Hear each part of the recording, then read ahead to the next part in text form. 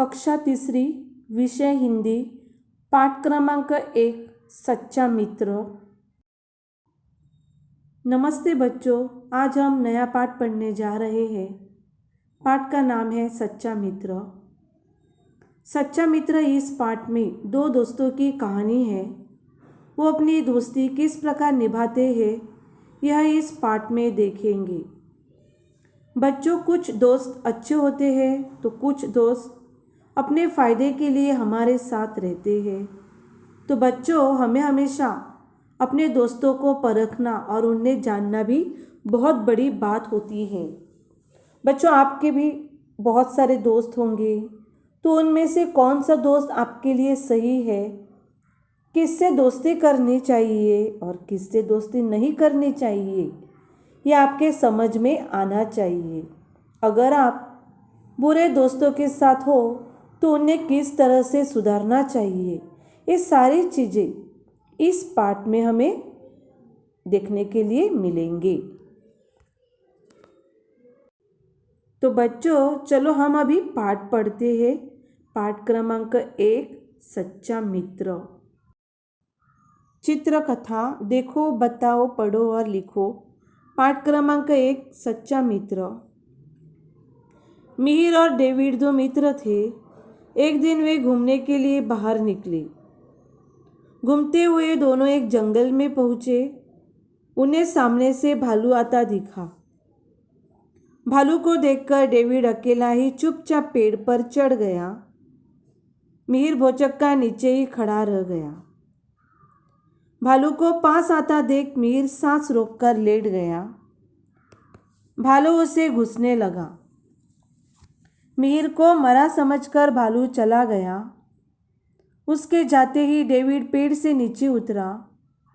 उसने मिहिर से पूछा, भालू तुम्हारे कान में क्या कह गया? मिहिर बोला, भालू कह रहा था कि संकट में साथ छोड़ देने वाले सच्चे मित्र नहीं होते हैं।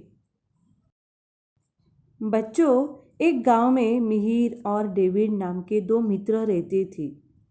वे दोनों एक दूसरे से बहुत प्यार करते थे। दोनों एक साथ रहते थे, घूमते थे, खेलते थे।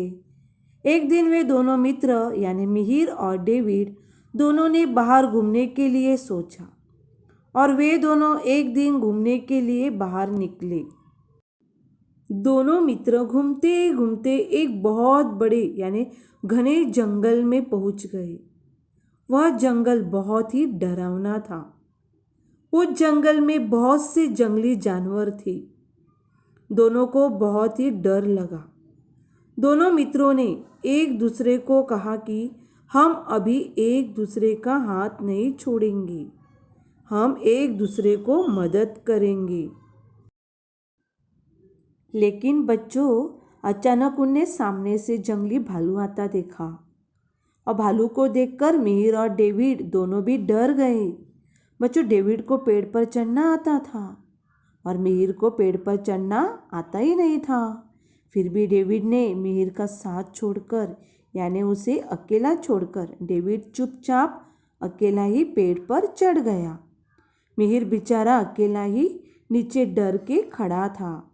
मिहिर ने डेविड को कहा कि मुझे अकेला छोड़कर मत जाओ, लेकिन डेविड ने मिहिर की एक भी बात नहीं सुनी और डेविड सुरक्षित पेड़ पर बैठ गया। बच्चों, धीरे धीरे भालू मिहिर के पास आने लगा।